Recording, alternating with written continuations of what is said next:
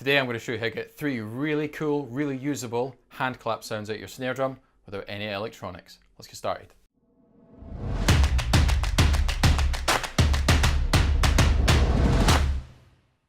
So you're on a gig and you're playing some dancey tunes, or you're playing maybe a hip hop style kind of stuff, and you're trying to emulate a hand clap. And maybe there's not a hand clap sound for the whole of the song, maybe it's just in the chorus or something. And maybe you don't have any electronics to hand and you can't do that authentic 808 hand clap sound. The first one I'm going to show you is really simple.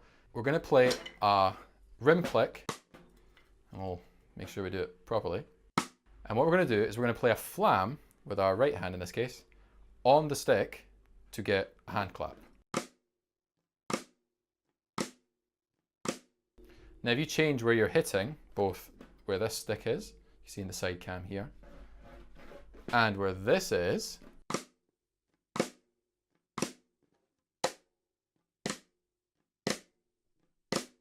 just put that in a groove, you get something like.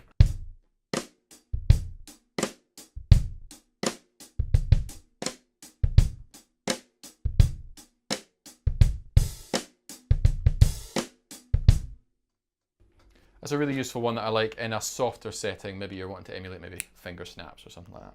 Now if you need something a bit more raucous, I like to play an edge rim shot. Now on my snare drum here, it's a 14 by 5.5 maybe is walnut snare drum from Natal, beautiful Natal drums. And I use an Evans E-ring on it just to dampen down some overtones and make it a bit more usable for most styles. Because I'm playing gigs where I'm playing 60 songs a night and they're all different styles of music. I can't swap out 60 snare drums. So to play an edge rim shot, if you play a normal rim shot, you'd hit the rim and the center of the head at the same time. But you're going to bring it back and you're going to hit maybe, I don't know, 3 inches from the edge of the head. You can see that there. And that way we're going to get a really high pitched one. But because we've got the E-ring on it, it's going to dampen any overtones. So you get this. Now we're going to once again play a flam.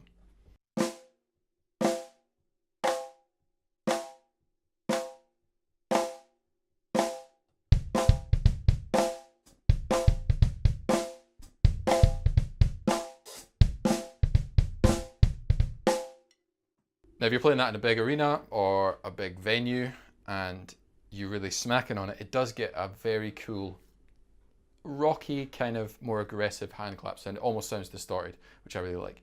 The final one is an old trick and it's one of my favorites. Now if you pull this out with bandmates that haven't heard it before, they are going to flip.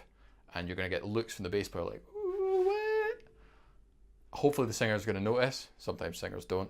But it's a really cool trick. Now, I'm going to take my splash cymbal here. It's a dark, extra dry Byzance splash thing from Vinyl. And what I've done is I've popped a little hi-hat clutch on it so it's easily to pick it up and take it off because I was scrambling around for ages. All we're going to do is we're going to place that on the snare drum, like so. Now even there, that sounds cool. And we're going to hit the splash instead of the snare drum head. And you get this. Now what I like to do is I like to loosen the snare drums a little bit. The snares, sorry.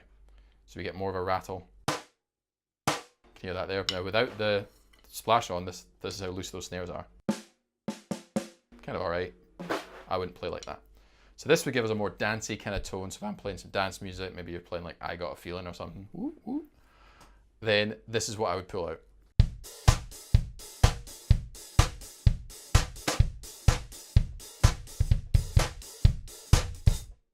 And then once you're done with it, you just pick it up by the hi-hat clutch and you just drop it on the floor and it's easy to pick up next time.